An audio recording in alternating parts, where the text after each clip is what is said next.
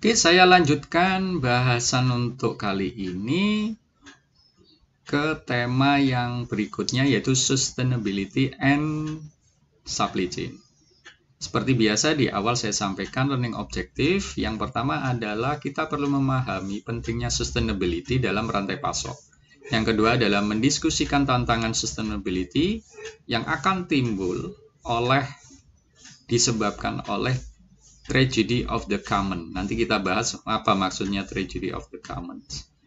Kemudian menjelaskan metrik utama yang dapat digunakan untuk mengukur sustainability dalam rantai pasok. Yang terakhir adalah mengidentifikasi opportunity atau peluang perbaikan sustainability di berbagai aspek dari penggerak rantai pasok. Penggerak rantai pasok itu yaitu meliputi tadi facility, ya, terkait dengan fasilitas, kemudian terkait dengan inventory, transportasi, sourcing, gitu ya, dan juga revenue management. Itu adalah supply chain driver. Pertama adalah terkait dengan peran sustainability dalam rantai pasok.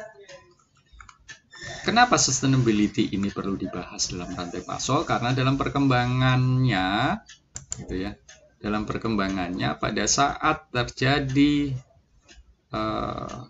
aktivitas rantai pasok yang melibatkan kelima driver dalam rantai pasok, tentunya akan menghasilkan, gitu ya, efek negatif terhadap lingkungan. Sehingga di sini terkait dengan masalah kesehatan dan keberlangsungan dari setiap pihak dalam rantai pasok ataupun setiap individu sangat bergantung pada kesehatan lingkungannya. Sehingga di sini penting kita untuk memperluas, gitu ya, tujuan dari rantai pasok. Memperluas di sini adalah bukan hanya pentingnya sustainability ini hanya untuk perusahaan atau produsen saja atau pihak yang menjalankan rantai pasok, tetapi juga ke pihak-pihak lain yang terkait dengan dirinya dalam menjalankan aktivitas rantai pasok secara penuh. Sehingga nantinya pihak yang lain tersebut juga bersama-sama memikirkan, gitu ya, pentingnya masalah sustainability ini untuk menjaga keberlangsungan aktivitas bisnis dalam rantai pasok. Kemudian, nah, fokus pada sustainability ini nantinya diharapkan dapat meningkatkan perekonomian suatu negara. Dan untuk satu dekade terakhir ini, gitu ya, bahasan sustainability itu juga telah meningkat dikaji baik oleh perusahaan ataupun oleh akademisi. Nah, berikutnya adalah faktor pendorong yang mendorong fokus ataupun yang mendorong terkait dengan sustainability. Yang pertama adalah usaha untuk mengurangi risiko dan meningkatkan kinerja keuangan dari rantai pasok. Tentunya seperti tadi yang sudah saya jelaskan, gitu, setiap aktivitas dalam rantai pasok menghasilkan suatu risiko. Ya, nanti risiko-risiko ini kita akan bahas di slide selanjutnya. Kemudian faktor pendorong yang lain adalah dengan menerapkan sustainability itu nanti dapat meningkatkan kinerja keuangan dari rantai pasok. Dan dengan kampanye sustainability ini diharapkan perusahaan juga mampu menarik pelanggan yang sudah menghargai isu tentang sustainability.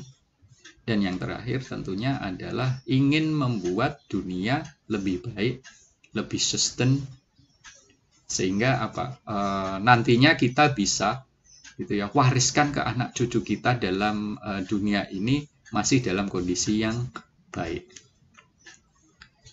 Kemudian the tragedy of the commons.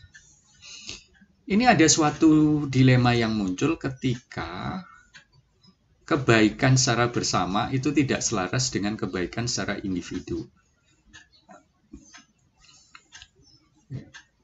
Contohnya adalah di sini terjadi sulit untuk mendapatkan kesepakatan tindakan karena tindakan bersama yang optimal, yang dirasa optimal itu biasanya tidak optimal atau tidak baik secara individual.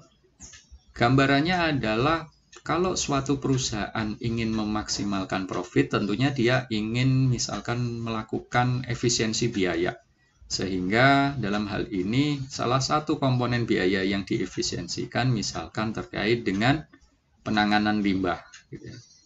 Menurut dia ini baik karena bisa menghasilkan peningkatan profit. Tapi di sisi yang lain bagi lingkungan dan masyarakat dan juga baik bagi perusahaan sendiri itu menjadi lingkungan yang tidak sehat. Nah ini kan sebenarnya kebaikan bagi individu tidak selalu selaras dengan kebaikan yang diinginkan oleh semua pihak. Nah, sehingga polusi yang terjadi ini nantinya merupakan suatu tantangan gitu ya, tantangan bagi perusahaan. Tantangan bagi perusahaan di mana perusahaan ini lebih memilih maksimasi profit hanya keuntungan untuk dirinya atau kemudian dia berusaha mendapatkan ya profit yang optimal di mana dia juga mempertimbangkan gitu ya batasan yang lain di mana ini terkait dengan batasannya adalah kualitas hidup dari lingkungan dan masyarakat sekitarnya.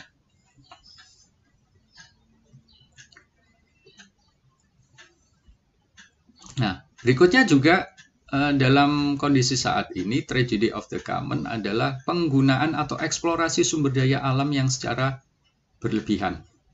Gitu ya. Contohnya di sini sumber daya terkait dengan air, hutan, gitu ya, kemudian mineral, gitu ya, bahan tambang dan lain sebagainya. Padahal sebenarnya, gitu ya, eksplorasi ini hanya untuk menumpuk kekayaan atau kapital di suatu perusahaan atau negara tertentu saja. Sehingga kemudian kadang-kadang eksplorasi yang berlebih ini malah bukan hanya menimbulkan kemakmuran di suatu negara, tapi juga akan mengakibatkan kerusakan atau kerugian yang besar untuk negara lain yang dimana wilayahnya dieksplorasi. Oke, kemudian perusahaan, kenapa kemudian ini menjadi tragedy of the common juga? Karena sekarang kan yang berkembang adalah pemikiran kapitalis. Gitu.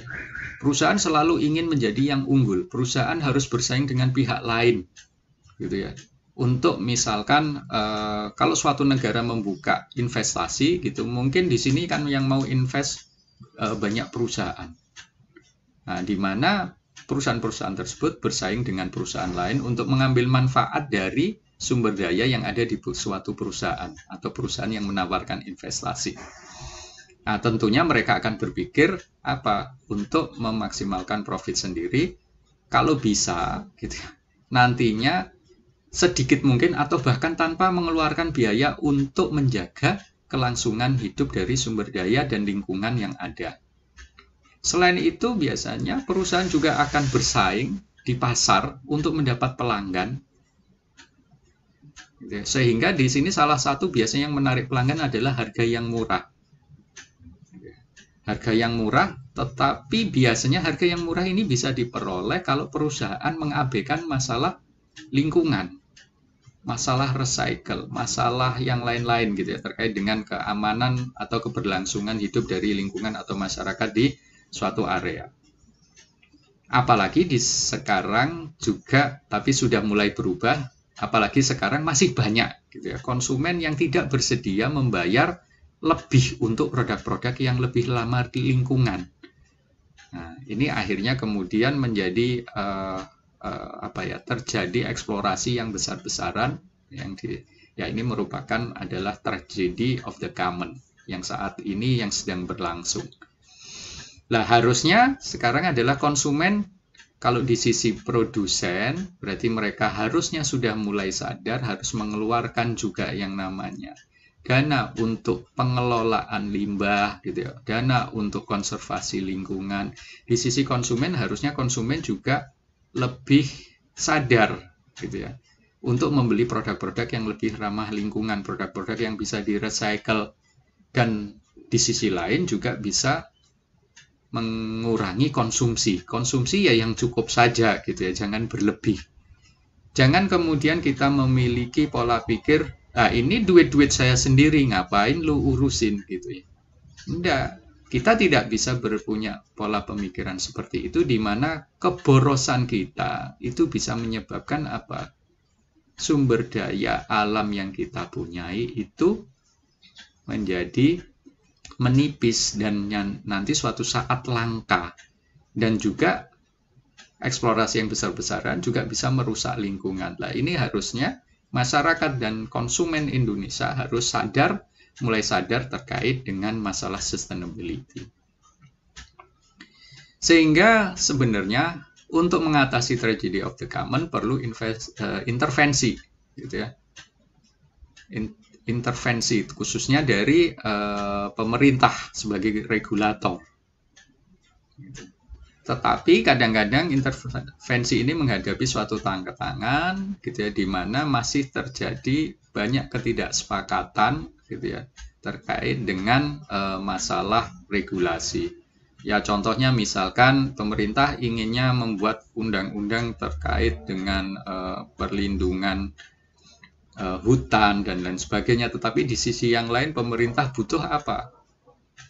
Butuh dana investasi dari pihak luar, butuh pemasukan dari pajak terhadap bisnis yang menginvestasikan di dalam negeri dan lain sebagainya. Nah, ini kemudian ada banyak pertentangan dan ketidaksepakatan. Berikutnya solusi, ya, selain intervensi tadi, kita juga bisa, gitu ya, coba menemukan solusi apa saja, gitu. Ya, yang jelas adalah tidak ada solusi tanpa adanya pembatasan atau menghilangkan kebebasan dari pelaku bisnis tersebut, ya. Sehingga perlu memilih opsi yang kemungkinannya bisa jadi tidak didukung oleh atau tidak sesuai dengan keinginan dari para pelaku usaha itu sendiri.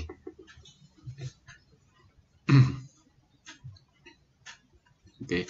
Kemudian perlu adanya pemaksaan timbal balik, yaitu melalui di sini mekanisme sosial yang bisa memaksa semua pelaku tersebut untuk berperilaku dengan cara untuk saling membantu demi kebaikan bersama. Perusahaan bisa menjalankan dua pendekatan. Yang pertama adalah command and control approach, gitu. Di mana di sini bukan dari sisi perusahaannya, tetapi harusnya yang proaktif adalah dari sisi pemerintah atau regulator untuk menetapkan standar yang harus dipenuhi oleh setiap pelaku usaha. Contoh misalkan standar emisi karbon, gitu ya, untuk kendaraan-kendaraan baru, kemudian standar terkait dengan emisi karbon yang dihasilkan dari suatu perusahaan, gitu ya, emisi terkait dengan kandungan kimia, gitu ya, dari limbah cair dan lain sebagainya. Pada saat pemerintah bisa menerapkan secara tegas, gitu ya, regulator terkait dengan standar ini, nah tentunya ini bisa menjadi solusi dari tragedi yang ada. Kemudian market mechanism. Mekanisme pasar ini adalah menetapkan mekanisme pengurangan emisi karbon secara bersama-sama dengan cara yang pertama adalah cap and trade. Cap and trade ini gambarannya adalah menciptakan sejumlah kantong emisi, gitu ya, atau simpanan emisi yang dapat diperdagangkan, gitu. Yang dapat diperdagangkan dan harus diserahkan oleh penghasil emisi sebanding dengan emisi yang dihasilkan. Nah, ini biasanya siapa yang punya simpanan emisi ini? Ya suatu negara. Setiap negara mempunyai simpanan emisi yang nantinya dibagi, gitu ya, dibagi ke para pelaku usaha yang ada di negara tersebut. Sehingga pada saat pelaku usaha tersebut misalkan menghasilkan emisi, dia harus kemudian menyerahkan simpanan emisinya kepada pihak lain yang bisa mengurangi emisi. Gitu, kepada pihak lain yang bisa mengurangi emisi. Dalam hal ini misalkan perusahaan lain yang mempunyai konsensi penguasaan hutan, gitu ya, hutan industri, ataupun juga kepada pemerintah, gitu ya, sebagai pelaku di mana yang menjaga konservasi lingkungan dan lingkungan hidup. Nah, kegagalan untuk menyerahkan, gitu ya, sejumlah simpanan tadi yang sesuai dengan emisi yang dihasilkan, tentunya harusnya kemudian ada denda di sana. Nah, tadi seperti yang saya jelaskan, mekanisme ini ya dimulai dari pemerintah, gitu ya, yang memiliki simpanan tersebut. Nah, jika perusahaan menghasilkan lebih sedikit emisi, gitu ya, daripada simpanan yang mereka miliki, mereka dapat menjual simpanan tersebut kepada pihak lain yang membutuhkan tersebut, gitu. Berarti di sini ada jual beli kantong atau simpanan emisi. Misalkan ada pihak lain yang polusinya lebih tinggi dibandingkan simpanan emisi yang mereka punyai, mereka harus membeli dari pihak lain. Sehingga di sini semakin sukses perusahaan itu menghasilkan sedikit emisi, maka dia memiliki keuntungan, gitu ya, karena dari selisih tadi dia bisa jual ke pihak lain. Nah, tentunya harga dari kantong emisi ini tadi yang mengikuti mekanisme pasar, gitu ya, mekanisme supply and demand. Mekanisme ini menawarkan perusahaan suatu insentif untuk mengurangi emisi karena mereka dapat menjual kantong emisi tersebut kepada pihak lain. Itu yang pertama, cap and trade. Yang kedua adalah proportional tax.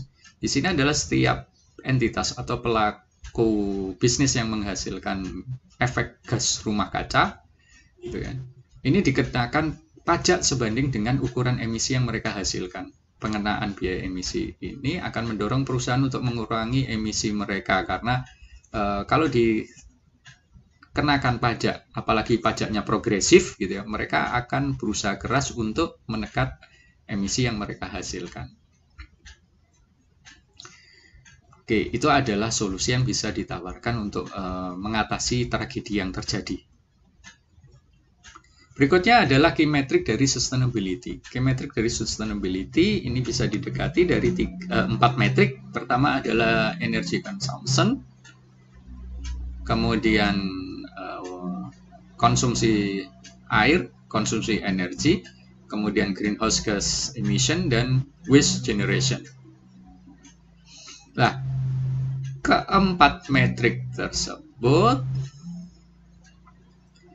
ini nantinya akan terkait, gitu ya, akan menghasilkan, gitu, akan berkaitan dengan nantinya scope, gitu ya, scope dari supply chain dari perusahaan. Contohnya gini, kalau perusahaan tersebut hanya melihat secara individu, mungkin ya yang diukur mulai dari konsumsi energi, air, emisi, dan limbah itu hanya di perusahaannya. Tetapi kan sebenarnya perusahaan tersebut dalam menjalankan aktivitas rantai pasok itu tidak ada yang berlaku sendirian, gitu ya. Pasti melibatkan misalkan pemasok, distributor, dan lain sebagainya. Nah, ini kan skupnya menjadi berbeda, apalagi menjadi berbeda, apalagi kemudian kalau misalkan perusahaan sendiri tidak menghasilkan secara penuh produk yang dihasilkan, dia juga melibatkan outsource, bahkan misalkan outsource-nya ke negara lain. Lah ini kemudian jadi kajian tersendiri di mana lah dia dikenakan hanya yang di negara tersebut atau juga di negara lain, yang di mana di negara lain itu bisa jadi nantinya butuh pasokan komponen-komponen utama itu kan dari produsen yang di negara asal gitu. Nah, ini kemudian menjadi tantangan sendiri. Lingkupnya itu nanti untuk pengukuran matriks sustainability skopnya bagaimana? Apakah dibatasi hanya internal perusahaan atau juga kalau misalkan dia melibatkan outsource gitu ya. Nah, ini juga harus dipertimbangkan. Nah, ini menjadi tantangan tersendiri. Kemudian penggunaan absolute or relative measure dari kinerja tersebut gitu ya. Pengukuran absolut itu adalah kita menghitung jumlah total. Kalau kita melihat yang ini ya, konsumsi energi, berarti kita menghitung total konsumsi energi selama berjalannya bisnis tersebut. Ya bisa dibagi misalkan total selama 1 bulan atau sama 1 tahun gitu ya, selama bisnis tersebut masih berjalan. Nah, sedangkan untuk yang relatif ini adalah lebih ke arah per unit output, energi yang dibutuhkan untuk per unit output. Nah, kelebihan menggunakan ukuran absolut ini dapat melamporkan dampak secara penuh gitu ya dari keseluruhan dalam rantai supply chain yang ada, semua aktivitas dalam rantai supply chain gitu ya. Secara total nanti kan bisa diukur sekian. Tetapi kelemahannya adalah gitu ya. Pada saat terjadi penurunan penjualan atau penurunan produksi, bisa jadi apa? Energinya juga berkurang. Berarti dianggap nantinya apa? Oh, perusahaan berarti sukses dong kalau gitu untuk menurunkan konsumsi energi. Nah, tidak selalu seperti itu kan. Dia konsumsi energinya turun karena apa? Produksinya turun, produksi turun karena salesnya turun gitu kan. Nah, ini kan jadi kemudian kayaknya tidak fair gitu. Nah, nanti kalau kemudian terjadi kenaikan juga dianggap adalah konsumsi energinya naik, dianggap juga dia berarti berlebihan gitu ya energinya karena naik terus. Padahal konsumsi ini naik karena produksinya naik karena selnya naik. Nah, sehingga yang lebih fair adalah kemudian diukur kenaikan atau penurunan itu adalah terhadap energi yang dikonsumsi untuk per unit outputnya. Sehingga kalau per unit output, baik itu secara total itu produksi naik atau turun, kita bisa hitung kan per unit outputnya gitu ya, energi yang dikonsumsi. Sehingga kalau energi yang dikonsumsi per unitnya itu naik, berarti dia terjadi pemborosan. Kalau turun, berarti dia sudah bisa melakukan efisiensi energi. Ya, cuman tantangannya kalau menggunakan yang relatif itu adalah pemilihan metriknya gitu ya. Apakah dengan pendekatan dolar gitu ya, satuan uang atau satuan moneter, ataukah kilogram output atau jumlah unit atau apa. Karena keseluruhan ini bisa digunakan menjadi satuan untuk pendekatan mengukur unit relatif tersebut gitu ya. Dan lebih tepat lagi memang kita tidak kemudian seperti tadi penjelasan di awal, tidak harus kemudian ya sudah kita pilih yang relatif saja. Tidak, lebih baik adalah menggunakan dua ukuran, baik absolut dan juga relatif untuk mendapatkan gambaran yang lebih lengkap. Nah, kemudian sustainability and supply chain driver. Peluang untuk meningkatkan supply chain sustainability dapat diidentifikasi gitu ya dengan menyesuaikannya dengan keempat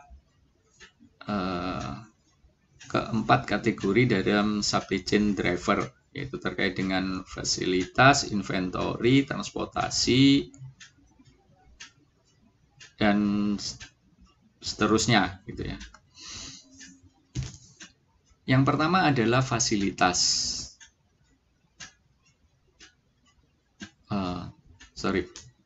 Saya ulangi lagi, di sini pengertiannya adalah peluang untuk meningkatkan supply chain sustainability dapat diidentifikasi dengan menyesuaikan keempat kategori atau keempat metrik tadi gitu ya. Keempat metrik tadi kan terkait dengan konsumsi energi, konsumsi air, emisi gas rumah kaca dan limbah gitu ya, dengan supply chain driver, yaitu yang meliputi facility, inventory, transportasi, sourcing, informasi dan penetapan harga, dan juga revenue management gitu ya. Oke, yang pertama adalah kita kaitkan dengan facility. Di facility ini konsumen utama energi dan air serta fasilitas yang ada, baik itu misalkan pabrik, distributor gitu ya, supplier, itu kan facility ya. Ini merupakan konsumen utama yang mengkonsumsi energi dan air serta penghasil limbah sehingga menghasilkan gas rumah kaca.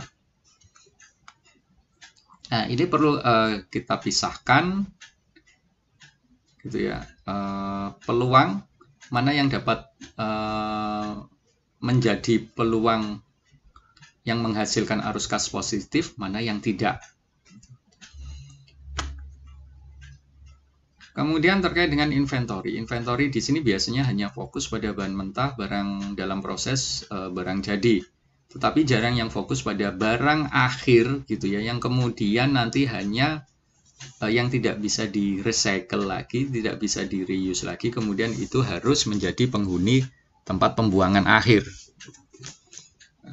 Di sini perlu adanya perusahaan perlu melakukan yang namanya life cycle assessment gitu, yang dapat digunakan untuk menilai terkait dengan dampak lingkungan suatu produk. Goalnya adalah tentunya untuk mengurangi inventory ataupun barang berbahaya gitu yang tidak bisa di-recycle lagi, sehingga di sini nanti gitu ya, kita bisa lebih memanfaatkan produk itu sebelum produk tersebut sampai dibuang dan tidak bisa digunakan lagi. Poinnya adalah di sini mengurangi inventory berarti perusahaan mendesain barang yang bisa misalkan dipakai berulang, atau nanti kalau harus dibuang pun harus bisa di-recycle atau di-refurbish atau yang lain gitu ya. Sehingga desain ini bisa meningkatkan suatu value suatu produk sampai kemudian produk tersebut benar-benar sudah tidak bisa dipakai lagi dan harus kemudian dibuang untuk dimusnahkan. Berikutnya adalah transportasi. Biaya transportasi yang lebih rendah juga cenderung bisa mengurangi emisi dan waste. Ya, contohnya misalkan menggunakan truk bukan berbahan bakar fosil tetapi listrik, gitu ya, ataupun baterai. Nah, ini di beberapa negara maju sudah mengimplementasikan truk-truk yang berbahan bakar listrik.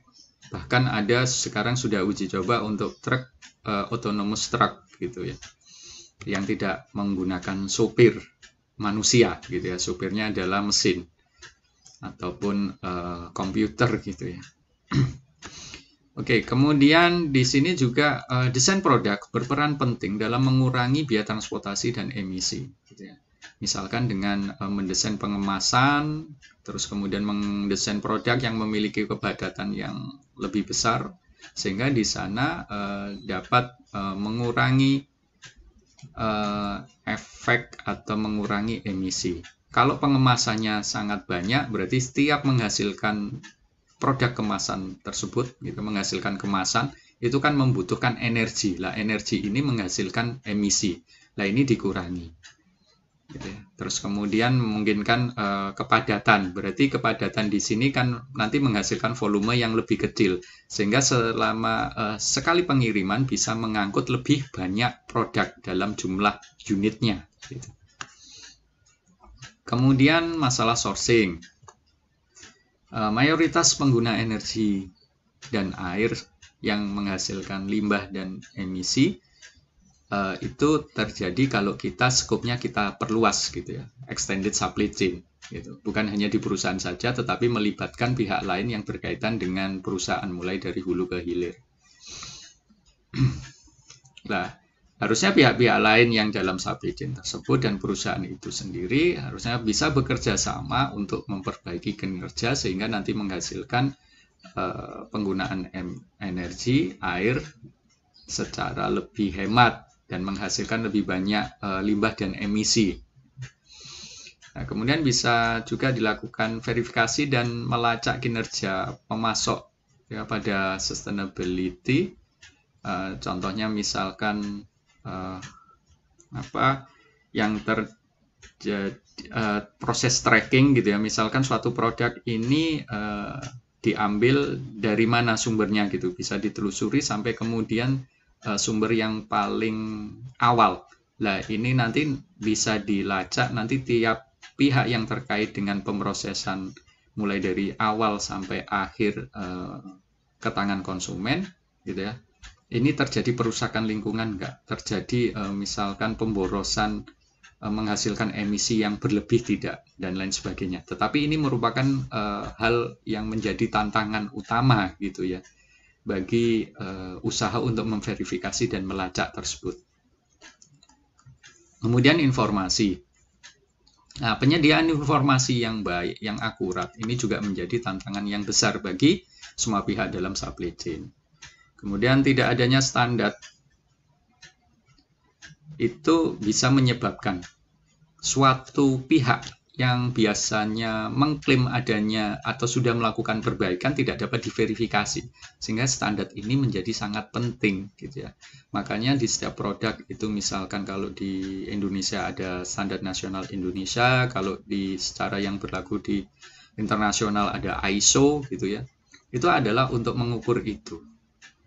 Kalau misalkan suatu pihak sudah mengklaim adanya dia melakukan perbaikan, misalkan pengurangan emisi, pengurangan sesuai dengan sudah mengikuti standar ISO 14001 misalkan terkait dengan lingkungan gitu ya. Kalau tidak ada standarnya kan susah untuk memverifikasi, sehingga ini perlu adanya standar. Kemudian mendorong adanya standar yang khusus ataupun sesuai dengan kebutuhan perusahaan gitu, dan juga butuh sertifikasi yaitu SNI, ISO gitu ya, dan lain sebagainya, dan juga butuh peran adanya lembaga sertifikasi. Kemudian juga perlu adanya langkah-langkah yang konsisten gitu dalam suatu rantai pasok gitu ya, untuk menyediakan informasi atau untuk memperbaiki kualitas dari informasi. Berikutnya adalah pricing. Consumption visibility, ya, visibilitas konsumsi, mulai dari misalkan pabrik ke konsumen, kemudian diferensiasi harga untuk tiap-tiap segmen itu harganya berbeda-beda. Ya. Menurut beban ataupun waktu yang dibutuhkan dapat membuat perbedaan yang signifikan dalam penggunaan energi. Kemudian mengubah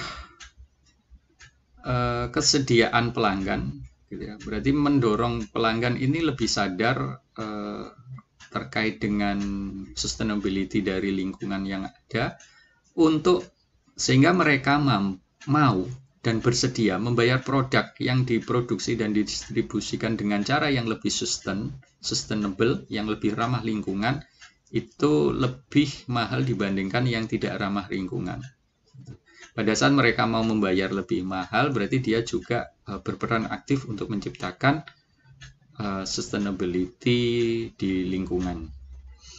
Ya, sustainability ini tidak dapat ditingkatkan hanya dengan fokus pada pengurangan biaya atau pemberian insentif saja. Ya, tentunya perlu tadi ada kan misalkan dibutuhkan intervensi yaitu regulator, perlu kemudian yang tadi misalkan menggunakan mekanisme pasar, atau kemudian ada terkait dengan istilahnya carbon trading gitu ya, ada memiliki simpanan emisi yang bisa diperjualbelikan gitu. Nah, itu sebagai upaya lain gitu ya, yang bisa mendorong tercapainya sustainability. Nah, berikutnya ada untuk mendukung sustainability ini ada penerapan yang disebut closed loop supply chain. Di sini rantai pasok tentunya akan menyebabkan gitu ya kerusakan lingkungan yang cukup signifikan ketika produk atau bahan yang dihasilkan itu hanya berakhir di tempat pembuangan saja. Berarti tidak ada upaya untuk reuse, recycle, refurbish atau upaya-upaya yang lain. Nah, dengan closed loop supply chain ini diharapkan dapat meningkatkan sustainability, yaitu misalkan dengan cara mendesain produk yang dapat digunakan kembali ataupun didaur ulang. Nah, di sini juga harus didukung oleh supply chain itu sendiri untuk menjamin proses daur ulang tersebut. Kepentingan ekonomi dari semua pihak atau pelaku bisnis harus dipahami dan diselaraskan gitu, untuk kegiatan yang akan mereka lakukan masing-masing. Nah, maksudnya di sini harusnya semua pihak ini berperan aktif gitu ya, untuk menyediakan sustainable product.